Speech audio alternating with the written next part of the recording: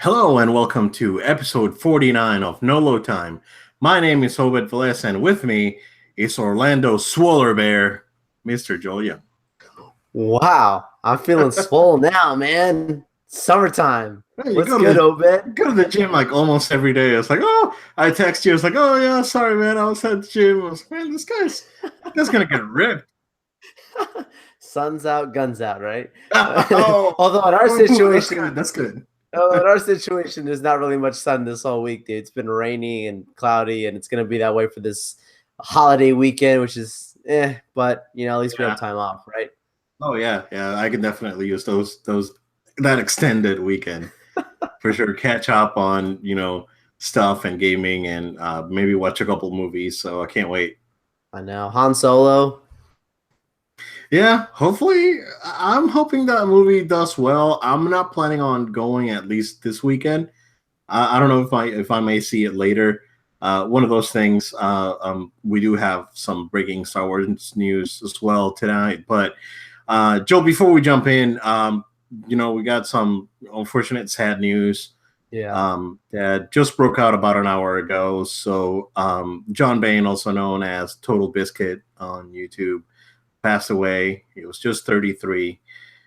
He had been battling bowel cancer for, I want to say 4, maybe 5 years, because I remember when he first talked about it on a video, and then he kept going with the co-optional podcast, which I used to listen to a lot. It's just that I've been so busy, but it's one of those things that I will always have on my phone just in case I need to listen to any a podcast or something.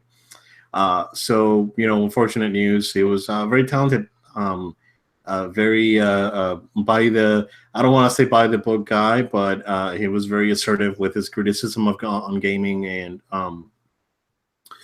he definitely wanted better for the gaming overall, not just PC gaming, because he was a huge PC gamer, but he wanted gaming to be a quality product for everyone to enjoy. So, rest in peace, Total Biscuit.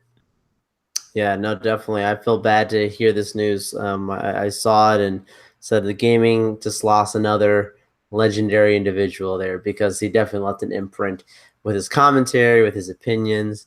And it's a voice that we'll miss. Yeah, absolutely. It was like it wasn't to me. It wasn't that big of a shocker. At the beginning of this month, I saw that he posted a video and he tweeted about retiring, and he had come to terms with cancer, and he wanted to spend more time with his family. So I saw that he was going to retire, and just a few weeks later. So he had been battling for a while. I remember when Ryan Davis from Giant Bomb passed away. That was really a shock for everyone, because he got married and then a week later, hey, Ryan passed away. It's like, what?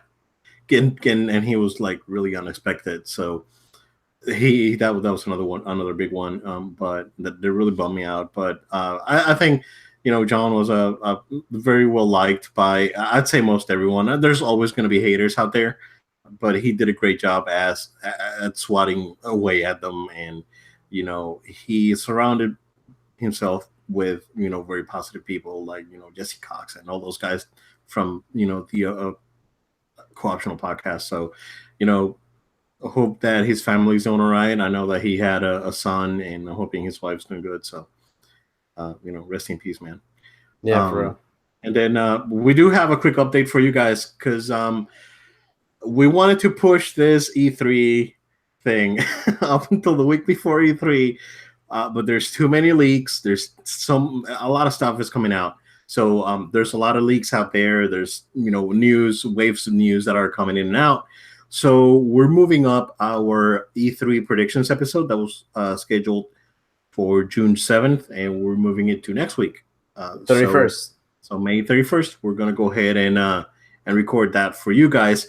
June 11th for the live stream with Sony press conference. That's still on schedule. Don't go anywhere. We're still on schedule. We're still gonna do that. So you guys are more than welcome to join us. We're gonna leave the chat open on YouTube if you want to jump in and contribute. Let's keep it civil. But hopefully you guys enjoy. So we're definitely looking forward to that. But Joe, before we jump into news, I know that we have a lot to talk about today. It's going to be a very packed episode. It's a PlayStation explosion. It is. I love it. Yeah, it's awesome. But before we jump in, Joe, I did finish God of War over the weekend. So I just want to share my final impressions, right? I'm not going to go into spoilers, and I'm not going to go into, deep story lore stuff, maybe, but not deep. So I really liked it, Joel. It's definitely 10 out of 10. It's not perfect because no game is perfect, but it's as good as a game can get, right? It's top notch, trendsetter. It raises the bar. Like, this is the game that developers should have on their sites, and that should be the goal. And I know that money is an issue as always, and we always talk about it, but this is the bar. This is what Microsoft Game Studios should shoot for. Nintendo's doing their own thing, but I know that Nintendo can raise the bar if they want to, because they do have the resources, and they're more than capable on producing a product of this quality. But Joel, it's absolutely great. It did go. I feel like it did drag a little bit. There was a lot of like misdirection and a little, here and there towards like the middle of the game, but that there's two really big reveals at the end. One you can see coming from a mile away because it was hinted. A couple of things. If you put pieces together, you can see it. But there's a really big reveal at the end. I was like, oh, ooh, this is good. This is real good. So, and there's two actually, because there's one big reveal at the end, and then there's a post credit scene that you have to trigger something in the game, and then you get a post credit scene that's also really good and really interesting. So I think that the take on Norse mythology that they did, and acknowledging that this is probably not going to be a spoiler, but at this point it's kind of not a spoiler, because that there's other realms and there's other gods that coexist in the same universe. It's just a matter of getting to those realms, but they definitely hint at other realms that exist. So I am very interested to see where this goes on.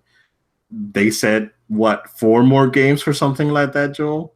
Yeah, they did. That they could be working on. It's ridiculous, but to me, it sounds like it's alive more than ever. Like, it doesn't seem like this thing is not doing well at all. It's something that's just thriving. So, oh yeah, it makes sense. Yeah, I'm definitely looking forward to whatever the second one is, because that one's going to be great too. And now that they have the engine down, they have a foundation. They can definitely make this in 2.5, 3 years maybe. So we'll get maybe a E3 2019 reveal for God of War 2 or God of War : something.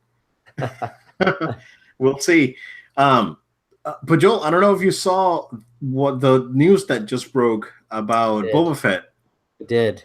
And it's funny because we were just talking about Boba Fett. When was it? Tuesday or something? Yeah, like just a couple days ago. And we were sitting down talking about this, and I said to you, like, we were talking about different, like, how the solo movie we're not that excited for. Like, and when I say that, it's not that we're being negative towards it. It's just a certain magical feeling that I get when I talk about Star Wars, just because it's something that, like you and I watched when we were young, so it has an impact on us as now adult men. Like, there's a certain feeling that you get when a Star Wars movie comes out, you get excited, right? And with this is the first time in a long time that when a Star Wars movie is coming out, and I just don't have that magical feeling. It's like a blockbuster film. And I were saying to you, like, okay, they're doing Obi-Wan and all this stuff, and we're like, hey, well, if they do Boba Fett, like, that's one of the other movies, just like Solo, that no one's asking for. Obi-Wan is the only spin-off movie that everybody wants. And then what did they go ahead and comes out today? Boba Fett movie is happening, and James Mangold is tapped to direct it. Yeah, James Mangold. That's interesting because he gets it. He's a good choice for if they're going with like a underworld type of like galactic gangsters type of thing.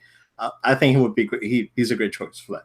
The hard part is it's now under Disney, so there's a certain flavor and style that Disney always has, right? They want to make it family friendly and all that kind of stuff. But to me, if you are gonna do a Boba Fett movie, you have to do it dark. James Mangold is the kind of guy that gives us dark movies. We know with Logan and Wolverine, and this guy can tell a very strong arc for a character and a very dark and very serious tone. And I think Boba Fett shouldn't be going around being a comedian. He's not going to be, going around doing quips like how Han Solo in this movie, I expect him to be funny and Lando and all that kind of stuff, right? Like with Boba Fett, that's kind of in the vein of also like how I felt with Rogue One, where Rogue One isn't the kind of movie where you leave feeling so happy. You leave just having an experience. Like Boba Fett, if they do it right, Boba Fett should be the kind of movie where, hey, you know what? Like now we're seeing like what turned this person to be this super dark, assassin in a sense, or bounty hunter for hire. I hope, but then again, like Obed, if they're doing this kind of movie, it's not going to be a villain.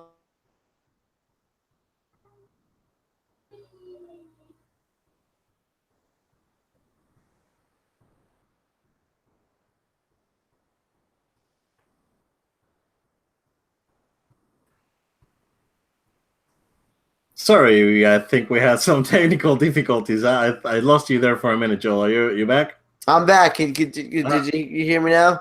Yep, you're good. Can you see me all right? I can see you just fine. Okay, looks like we're back up. So you were saying about Boba Fett. I'm sorry. Go ahead. No, you're good. No, I was just saying, like, it's one of those deals where, if hopefully they don't make it like Han Solo. Han Solo is fine because it can be comedic, it can be funny because it's the kind of Han Solo has that charisma and that charm. But Boba Fett should be a very serious. This guy's an assassin, a bounty hunter. So I know it's gonna be an anti-hero movie, not a villain's movie in a sense, So it's gonna be interesting to see how it takes. I hope that it's something really great because it's Star Wars and I want it to be great. But I have to be honest with you today. Hearing this news, I'm like, all right, well, they're giving me something I didn't ask for. I don't know how to feel about it just yet, but I do like the director, so that's a great choice.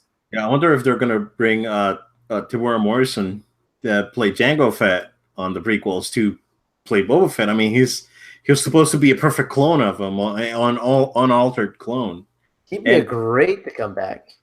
Yeah, and they really retconned him into Boba Fett because they dubbed over the original actor. I forgot his name right now, but they dubbed over his lines on Empire Strikes Back, and him being already having played that sort of character.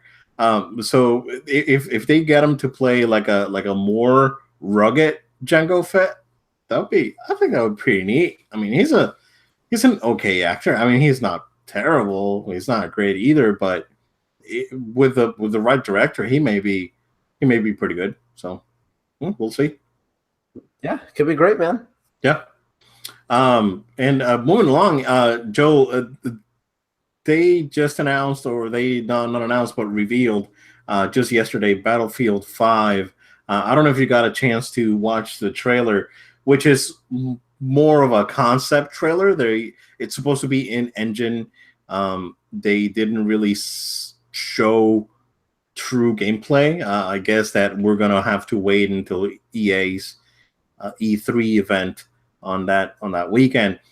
But what can you say about the trailer, Joel? I think it was pretty intense, man. I liked it. I liked what I saw. A lot of people I was reading online, they were really positive about it. It's the gameplay looks like it's been taken to another level. Like, I love how, like, when you look at whether it's like a Call of Duty or Battlefield, and I know everyone hates comparing these games because they're different and whatnot. I see that, but I always love, like, when you watch this stuff and you get the certain kind of feel of like you are the soldier and you're like feeling that, that almost like that stress, that anxiety that you're feeling of quickly making decisions and reloading your gun, and and it looks pretty awesome. Like, I mean, it looks like they've really taken their existing franchise and taken it to a next level. So, I mean, a lot of positive reactions to it. I don't have any complaints, honestly. I think that they did better than what Call of Duty has done right now. Yeah, so I mean, definitely better than Call of Duty this year. The last year Call of Duty, I think, did a great job with the reveal and how they progressed it.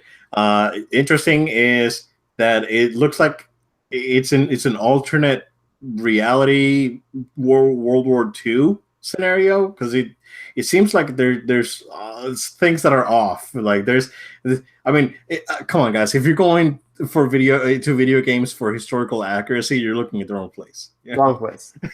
So talk about Assassin's Creed, right? Yeah, right. It's not supposed to be teaching us history, guys. Yeah, exactly. But I mean, you can still learn. But come on, it's interesting. That's about it. Yeah, exactly. So it looks like they're definitely going into some alternate reality stuff here.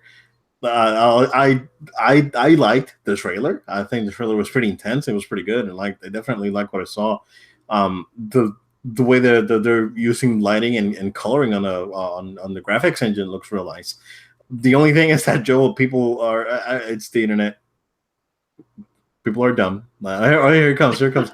First round of the night. Round. He's winding up, guys. Winding up. So, yeah, come on, guys. I mean, because there's a girl with a prosthetic arm fighting in World War II. I know it's, come on. If you're going to video games for historical accuracy, you're looking at the wrong place. This is meant to be fun. I actually like the character design quite a bit. It's very Kojima. Same. Yeah, it's a very very Metal Gear design, very Joji Shinkawa there. So it looks nice, like the trench coat and the hook, and it looks like she's a sniper.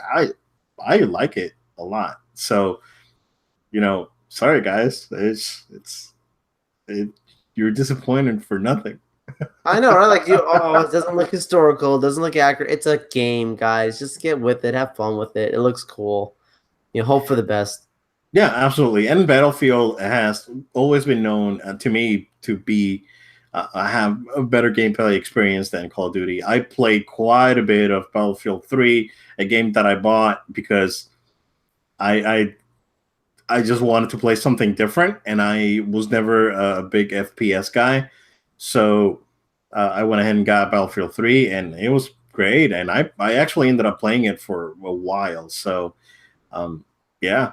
Absolutely, and it looks good. So I'm looking forward for gameplay to see some gameplay footage, and I'm still curious to see if they're actually going to come out with a battle royale mode like Call of Duty, because at this point, right, they need to have some sort of mode to compete. Absolutely, yeah. So I'm wondering what that mode would look like on this and Call of Duty, because I think Call of Duty looks really nice too. It's just that the lack of single player campaign, and then the quote unquote story behind why they didn't do it, and it doesn't make sense. So I do have my issues with that and Activision and how they treated franchises in the past. Also, EA, Battlefront 2. We all know what happened there, Joel. It took us 6 episodes of ranting about Battlefront 2. It still made its way into this episode. And it still found its way into hey, you know what? 6 months later. It's a lesson to be learned for the industry. Yeah, absolutely. But yeah, I mean, it looks good. So I'm looking forward to seeing more footage of it. Joel, some news that I know that you are pretty pumped for. Your boy Spidey's coming back, but he's not coming back alone. Tell us what's up, man. So, this is when you said Spidey's coming back, I was like, be careful of Infinity War spoilers. But I'm like, it depends on how you read into that. But it's okay. We're safe. We're good. SpiderMan Homecoming, the sequel. It's not gonna be called SpiderMan Homecoming 2. It's probably gonna be called like Spider-Man, the next whatever, But the sequel to the Spider-Man Homecoming movie is in the works. Sony is working on, their casting and who's going to be a part of it and whatnot. And so we got official word that essentially it's almost all but a done deal that Jake Gyllenhaal is in final negotiation talks to be playing Mysterio in the sequel to the Spider-Man movie. And also Michael Keaton is coming back as Vulture. So that's some two big actors. Become one that's already been in the franchise and another that's going to be joining. And I think, to me, what's the most interesting is that the villain they chose to go with being Mysterio for the sequel. I'm so happy about this news, Obed. Like, I was concerned that they were going to go the route of, let's go bring in Harry Osborn like they've done in the other movies. And I love those characters. Like, I love Harry Osborn. I love, his father and Norman Osborn and the whole, Goblin. I love the character and I love the storyline. Like, you read the comics, it's great stuff. From a movie perspective, unfortunately, that drum has been beaten many times. So I just think it's good that they've kind of distanced themselves. It's fine if they introduce them later on. I'm not opposed to it. I'm just saying, as for right now, I love that they've still distanced themselves from that. You've got the whole Vulture character that's not just, a freak of the movie, where he's just one villain in this one movie and he's gone for the next. He's a villain that's not going to be carried over into another movie because he was what a great character in that first movie. He was, man. Yeah. I mean, Michael Keaton, just phenomenal performance. You laugh, you get angry. It's just wonderful. But, having Mysterio now is another very interesting character. It's a character that most of the general movie-going audience has no clue who he is. Yeah, because I was going to say, Mysterio is one of those characters that are popular in the comics, but the mainstream audience doesn't necessarily know who he is. It's like bringing in Craven or the Scorpion or something like that. I love it. And I thought Scorpion was going to be the one simply because of Scorpion being in the post-credit sequence and being in there. But maybe Scorpion will still maybe like have a little bit of something in there. But it's cool enough. But what's really cool, like you were talking about this character not being that popular, from a comic book standpoint, it makes a lot of sense. Simply because they've already introduced the Tinkerer in the first movie. And his character is the one who's making all the different weapons, right, and stuff for Vulture. So the Tinkerer is the same one who creates the Mysterio costume that we know that Quentin Beck wears when he's Mysterio. So Mysterio's powers are just that. It's very mysterious. He's a guy that's a lot of hypnotic, like an illusionist kind of guy. Illusionist, right. Yeah. So he's doing this magic or whatnot where, he does these different type of chemicals or whatever. And like, he makes himself look like someone else. And then you clear the dust and it's actually Mysterio. Ooh, it's one of those kind of characters. But he's also known for being in great physical shape, simply because of the work he did in his background. So very like acrobatic. So it's going to be cool to see a character that can maybe physically fight Spider-Man, but also a character that's like very mysterious. Like we don't really know much about him. And when he does show up, it's this Jake Gyllenhaal performance. He's a very good actor. If you've watched Prisoners, if you've watched any of his other movies, don't watch Prince of Persia. that's you know what? I like Prince of Persia. I'm going to throw it out there. I liked it. Okay. Well, I don't hate the movie, but definitely was interesting. But anyways, Jake Gyllenhaal, good actor, so I'm really excited for the Spider-Man sequel. You guys know I'm a Spidey guy, so this is good news for us here. I wonder if they're gonna keep the fishbowl. I hope so. I know it sounds weird. Yeah, it's smart. Now, when I say like I hope so, I don't want it to be like fishbowl, like big. I'm just saying like some type of round head piece that he's got to have. Something. Big helmet or something. Something like an astronaut, helmet or something like that. Yeah, that'd be fine. So I'm wondering how. Cape, I'm not all about all that though. Believe it or not. Oh really? I think the cape, like a trench coat or something. But I think that makes sense. That makes sense. I am Mysterio and I'm wearing a cape and a fishbowl helmet. It might be a little weird, but we'll see. If they pull off the costume, who knows? Right. Just don't go Shazam on us. Do you see those? Like, man, I saw the officials like it just looks The as bad officials. as the photos. I was gonna say the officials look terrible, dude. Ooh, What's going on, DC? what is going DC, on? what are you guys doing? Oh Oh man, boy, that I looks. feel bad. It looks like Ah, it's gonna be a good movie, dude. I don't know. I don't know where this is going. I mean, but yeah, I'm speechless at this point. At this point, man, I don't. I mean, I don't expect anything great from them. So um, they really need to rework that. The EU. So topic for another podcast, sir. I know, man. Somehow we always bring this DC in, man. I just feel Yeah. bad. One bad news after another. But yeah, so excited for Spider-Man the sequel. Sony's playing nice with Marvel, hopefully, and let's see this relationship continue. We'll see how Venom goes and what happens there. I'm sure he's going to be in Venom Spider-Man, but um, I don't know if you saw this, Obed, but this is reported. I want to say either the end of last year or early this year by Forbes had a whole great article saying how Spider-Man Homecoming is the best financial success for a reboot of a franchise. Oh, And I thought that makes perfect sense. Like it's just indicative of the fact of when you're behind such a strong, reputable name like Marvel Studios, people take notice. Like people were noticing that he wasn't a part of the Avengers, and they noticed that there was a difference, even if they didn't understand how or why is he not in there. But now that he is a part of it, you have Iron Man in the movie and all this, I think people took notice, and that's a great thing.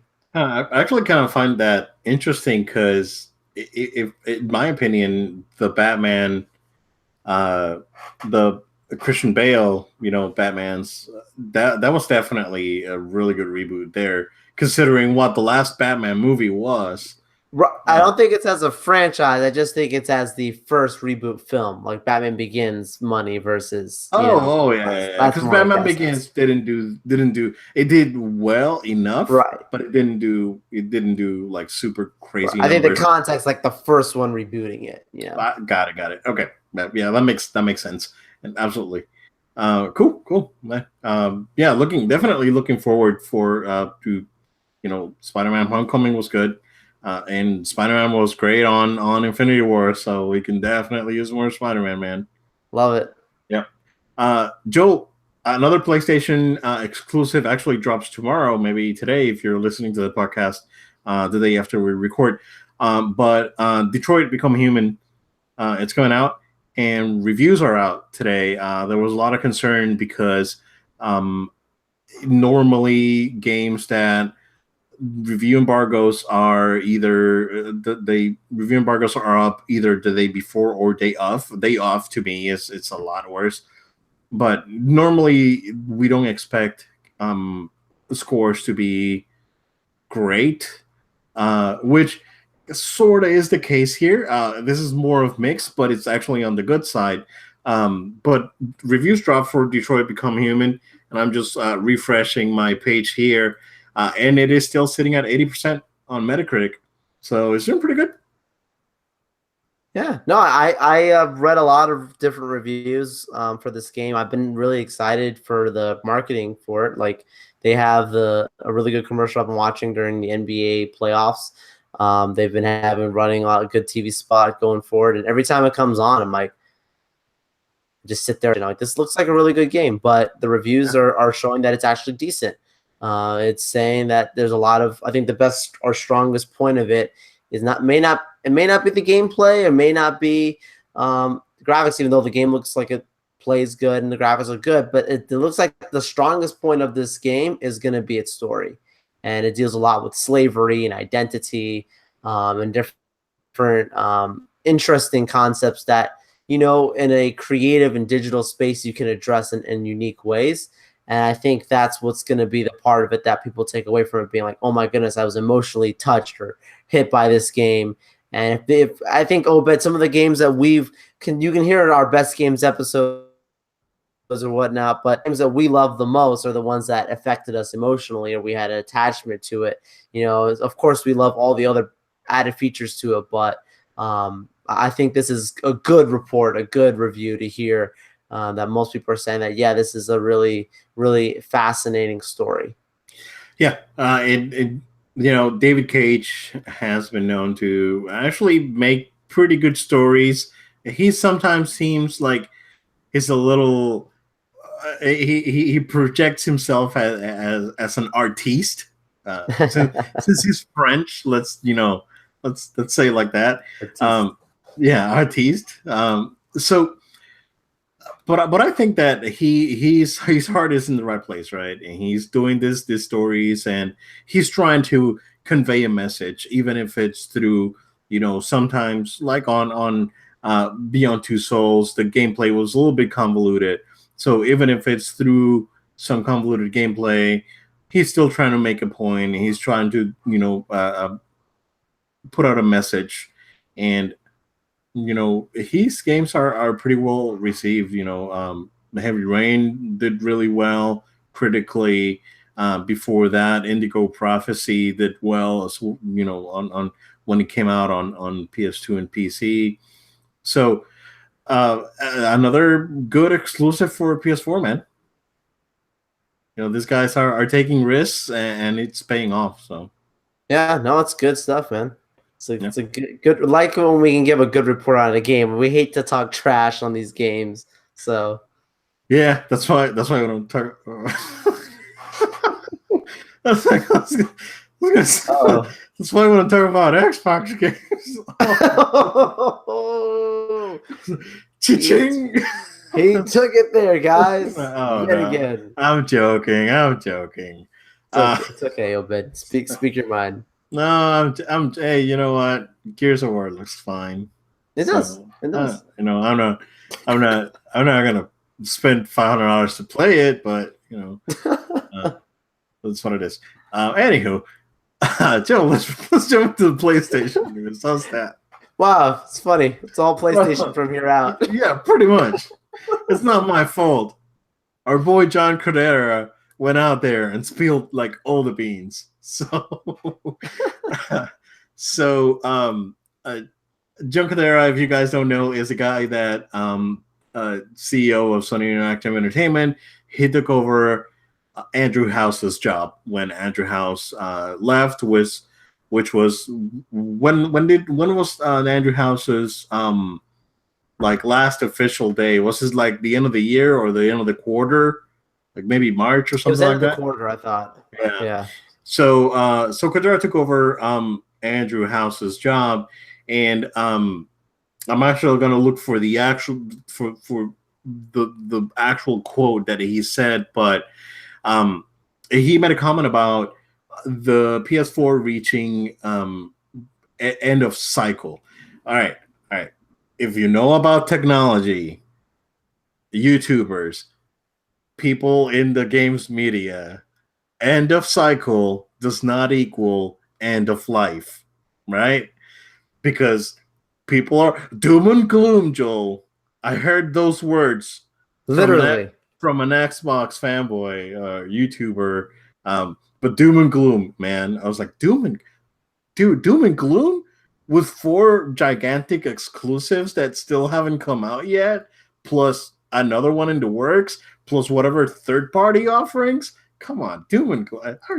Anyhow, so because and I just want to clarify because we're in technology, and I work directly in the technology field, and end of cycle is not the same as end of life. End of cycle means things are gonna wind down. Things are gonna end of cycle is.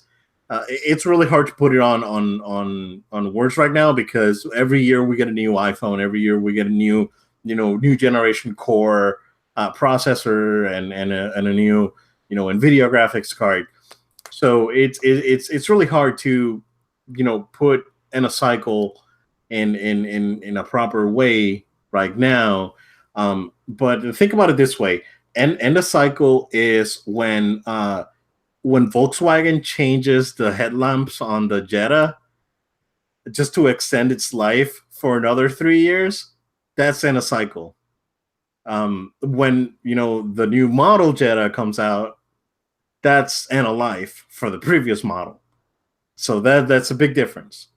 and a lot of people are getting the the words intermixed, and oh, it's over. PS4's over. PS5's coming out in December or November, whatever. No, guys, this is this is how things work, right? Then I saw another one, Joel. That was crazy. I think it was like from comicbook.com, dude. I was gonna send it to you. It Oh was no. ridiculous. It was like PS4 being phased out. It was like that was the headline, and I actually went to the comments and on their Facebook page, and it was like, yo, this is misleading. This title's misleading. This is not what was said on the interview, and you guys are putting wrong information out there. So, but what do you think of this news, Joe? I mean, look, I don't like to throw this around, Obed. I'm not one of those people who is attack the media or any of those kinds of mentalities, but it's a little bit of fake news, Obed. I think it's being taken largely out of proportion. Huge. Then again, I'm huge. Yes. Huge. No, I mean, I mean, like, and when I say that again, it's not like a slight fake on video news media and YouTube. I got the hand gestures. There it goes. I mean, seriously, it's one of those things where it's like, I'm not trying to say that the media is lying to us, but I'm saying that they're misleading us. So because of that, it's people are taking stuff and they're having an opinion on it when they have no idea what they're talking about to begin with. So even if PlayStation is beginning to move on to their next phase, that only makes sense. They've probably been working on this next phase for the next couple years. So like they're not saying like, okay, we're just hitting the stop button because we just can't do anymore. They're just saying like we're people of the future. Like we're looking at what the future is, so we understand that like this kind of stuff here, like we've gotta get through our remaining remaining hurdles, our remaining stuff that we're kind of markers on our road, on our track. And Sony's been good to stick to their track and not try and fast track things. And I think that would be the difference. We were talking about them trying to fast track. Oh, the future is coming. The future is coming. We'll get into that part next. But just talking about like where they are currently, they're just hitting certain markers, and they're saying like we can see now when this cycle is going to come to an end. We can see that it's coming soon, and we know what our plans are. Yeah, I think they definitely have a very clear roadmap for the product, and and they're not going to go out there. They're not going to say it's like so. This is what's unfortunate, Joel. This thing's going to get out there, and people are not going to buy PS4s because there's like, oh no, the new one's coming out soon, or the new one's coming. So, not bad on Kodera. Because I believe the interview or call that it was on an interview, it was a report that he made the statements. I believe it was in Japanese. Of course, Kodera's Japanese. He goes by John, but I think his real name is like Sobayashi or something like that.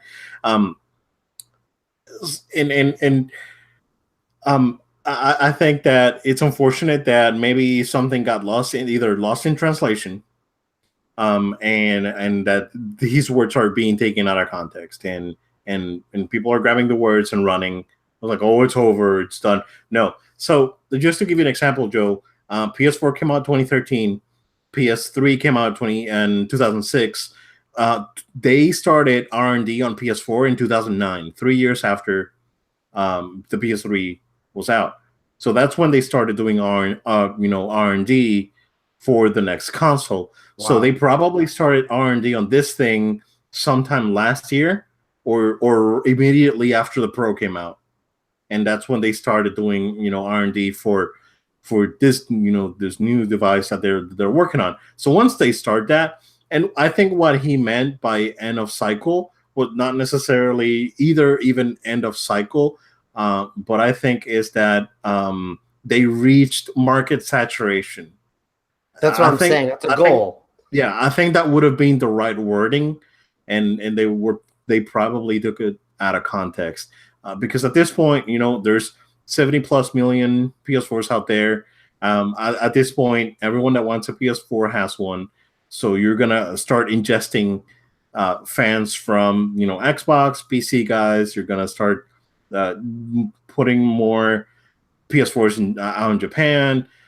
Of course, there's an extremely robust Japanese library for PS4. In my opinion, the strongest Japanese library that has ever been released on any console. So, we're seeing, that these words were said, right? But at the same time, Joel, something that we don't have on our notes, but the PS4 Pro was the best-selling console of April. I know you texted this to me, and I was like, dude, like more than even the regular PS4s, the PS4 Pro passed it. The PS4 Pro bundle with God of War was the highest-selling piece of hardware last month. Dude, that's amazing. And we can look up the actual numbers, but if I'm not wrong, it was like they sold like 320,000 units in North America last month. That's PS4 and PS4 Pro combined. I think the Switch sold like 160,000, and then the Xbox sold, I think it's like 125, 130,000 units. So it was like like the PS4 sold more than the I think the article an article that I read said that it sold more than the Switch and the Xbox combined for last month. So I mean, it's crazy. That's pretty freaking big, man. That's what I'm saying. That's massive. And I mean, I have a prediction for E3. I'm not going to spoil it. Tune in next week because I have a prediction about more products and bundles and all that stuff that's going to be coming out for PS4. So they're doing great. But going back into their tech, there's an engineer, a Sony engineer, has been working with AMD into optimizing the Ryzen CPU to work on what they called is a necessary part on for the PS4, but the PS4 has no Ryzen parts. Of course, it uses the Jaguar CPU from AMD. So, Joe, they're going with Ryzen apparently for PS5, which is great news. I mean, the Ryzen architecture and what AMD has been doing, like AMD really brought it to Intel when it comes to processors. Only downside that I see again to AMD processors, having used AMD processors in the past, is they tend to run hotter and power consumption's not great. I mean, it's a little high on the high side. That's normally how AMD has always done their chips, but this is pretty robust architecture that they're working on. So we're looking to get a powerful console next time, Joel.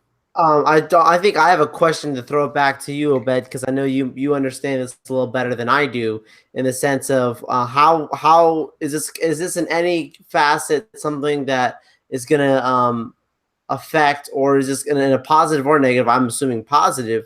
Is this gonna be something that's gonna be more developer friendly still? Like, it's not gonna be an issue for developers. I mean, obviously those that are doing exclusives, right? They're it doesn't matter. They're just working on whatever the pure raw power that's given to them. But for between cross-platform games and whatnot, like, is this developer friendly? Oh yeah, it's the same. It's x86 architecture, so it's the same architecture as the PS4 Pro. See, to me that's all that matters. Yeah. Like that's all that matters to me. It's like as long as it's developer friendly and it's giving me more power because it's the next generation, we expect it to be a beast, right? Yep. Don't give us anything less. But yeah, that's I'm sold. Yeah, this is not a cell. This is not a power PC chip. This is it's a PC component basically. That it's probably just going to be tweaked by Sony engineers to get more power out of, and then go back to AMD for production. My only question would be, Joel, is if because they're working on the first generation Ryzen chip, right? I think the second generation comes out. I think it's slated for early next year, if I'm not wrong.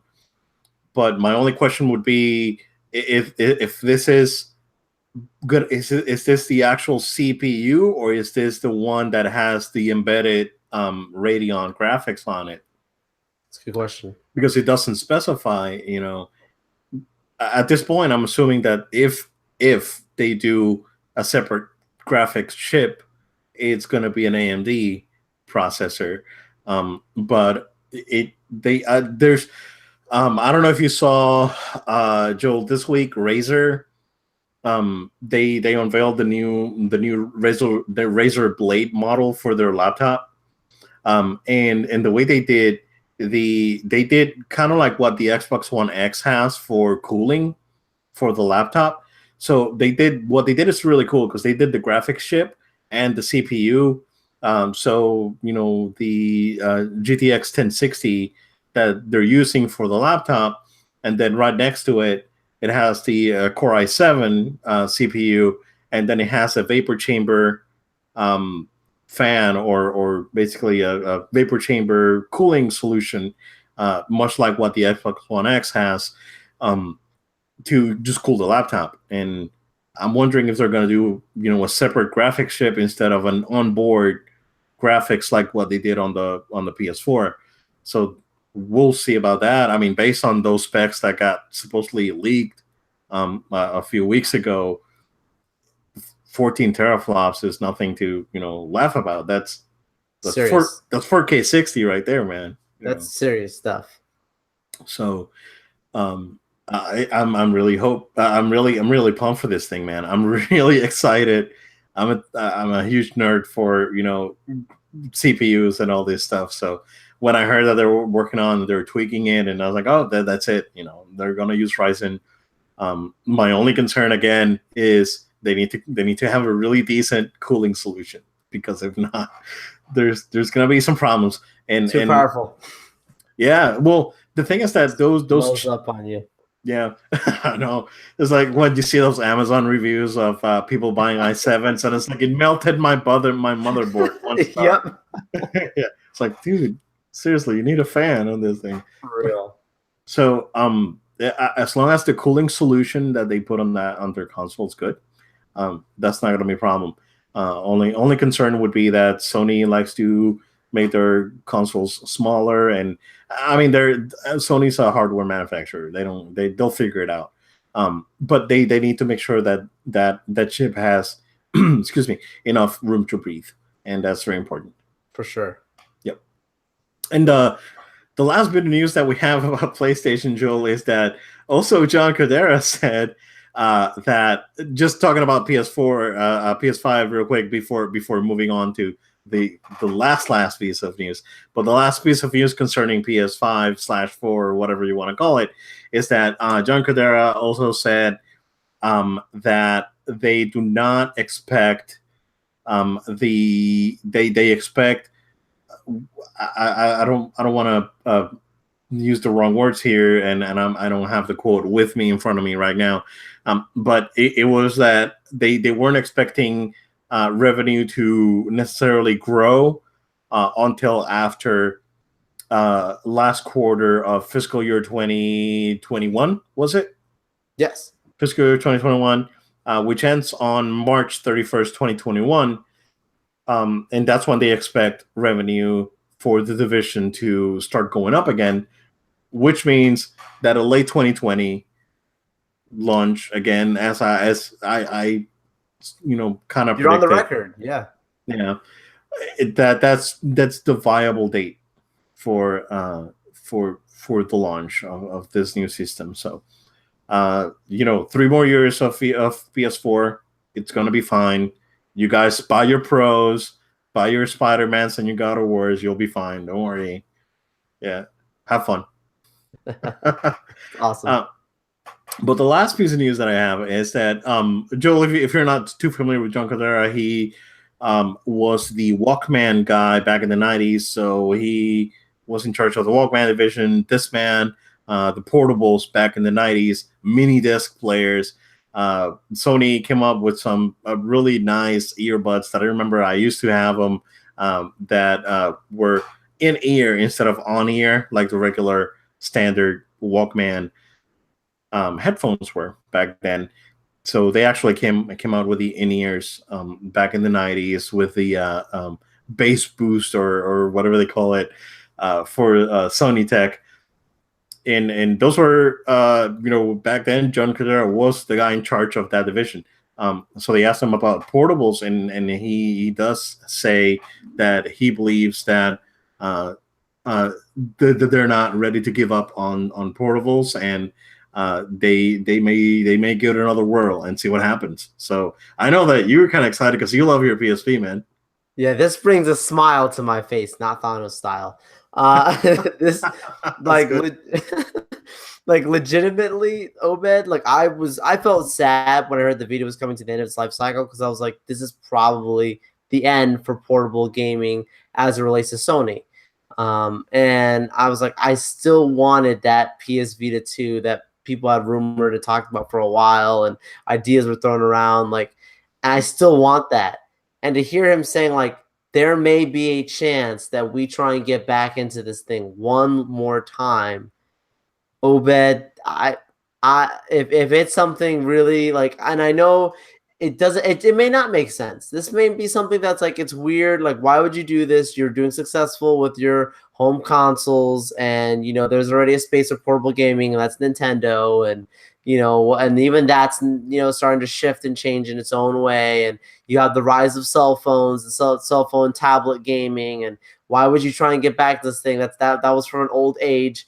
But Obed, I'm so hoping that this is true, that they give it one more. I think a new generation could be introduced to PlayStation through the portable gaming. I think they way they made PSP, like I loved it so much just because it kind of gave me that bridge between my PS2 and my PS3, and it was in the palm of my hands. And I'm hoping they can do something of that vein again and recapture that magical feeling I had when I first got my PlayStation Portable. So if they could do something again, and I have it has to have this, it has to have that. I just want a really high functioning next generation handheld console from PlayStation with PlayStation exclusives. Yep. I like I've mentioned 100 times on the podcast. I love my Vita, and the Vita's great. It's the portable that I always wanted, right? Because it has everything that I wanted back when it came out, and when I got mine,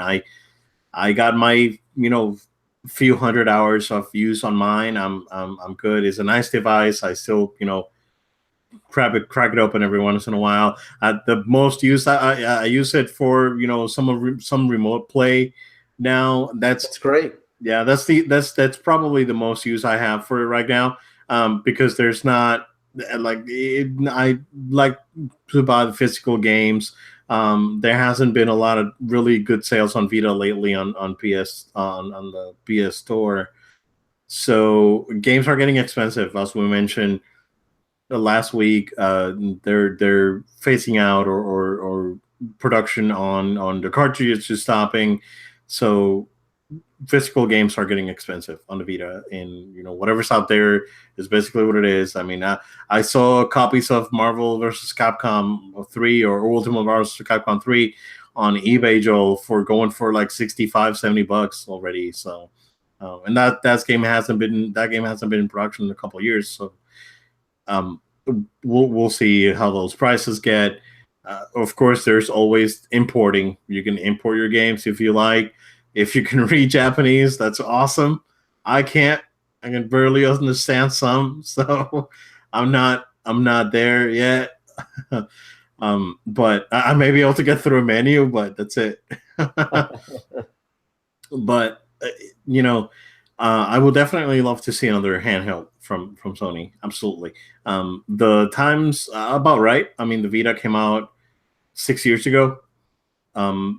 We can definitely maybe wait another year. I would say maybe when they release the new device, Joe. That would be or maybe the year before, because these things take time. If they don't have a portable on R&D, I'm sure that there's some R&D done on some portable device. But I believe they just don't think the time is right. Maybe now, after seeing the success of the Switch, they're more comfortable into going back into space. The Switch has I don't know if you heard this, Joe, but there's Nintendo released some stats about the Switch, and they said that I think it's like 45% of people play portable, and 55% of people play docked on the docking station, because they can track that by system usage. So half of the people that bought a Switch use it as a as a portable console. That's awesome. So maybe Sony can get back into that. Again, the Switch is doing great. And also, Joel, I don't know if you saw, but there hasn't been many news outlets out there, but Nintendo released a Switch in Japan that's just a console without the docking station or power cord, and it's like $50 less. I did not see that. That's interesting. Yeah. So I mean, it's not a great deal. It's like a Japan only thing, and it's just a Switch console with the Joy-Cons. No docking station, no power cord, no HDMI cord, of course. So it's just like for people that wanted to use it as a portable, they can just buy the Switch and not have to worry about the docking station or more crap that comes with it that they don't want. So that was pretty interesting to see. Of course, the Vita in Japan is still doing great. There's still a lot of games coming out for it, but I would love to see another Sony handheld. For sure, definitely. Yeah. But dope. That's what I got, man. I think that's the show, right? That's right, man. I can wrap it up now. Do it. All right, guys. Thank you so much for taking time out of your day to listen to us here on No Load Time. We want to make sure you stay connected with us, so become a friend and follow us on our social media at No Load Time. That's at No Load Time on Facebook, Twitter, Instagram, and Twitch. Also, we want to make sure you stay subscribed to us. We're here on YouTube. We're on iTunes. We're on Google Play. We're on SoundCloud. Go ahead and be a subscriber for us, and that's the way you'll see when our latest episodes come out and get notifications. If you are an iTunes subscriber, please go ahead and write us a review. That helps us. We want other people to discover the show and find out all the awesome content that we have here on No Load Time. And in addition to that, we also want to make sure to hear your feedback. We appreciate it. So go ahead and shoot feedback and email to noloadtime@gmail.com. That's noloadtime@gmail.com. And you can send us, questions, comments. Sometimes we'll even address it here on the show, especially as E3 comes up. This is a great time to get some stuff in there about maybe beforehand and even afterwards. We just love to stay connected with you. Thank you so much again for taking time out of your day listening to us here on No Load Time. Obed, I can't wait to hear whatever the song of the show is. So, which for you guys on our podcast listeners, you get to hear a special song of the show that's included. So I can't wait to hear what it is, because last week was Ridge Racer, and you took me back, man. You gave me some nostalgia feels there. Get some nostalgia there, man. Worked it out. That's comes out on post editing after I do my magic here and make us sound like manly men. That's right. But thank you guys, and again, reminder: tune in next week for that E3 predictions episode, and we'll see you again on the next show. See you guys.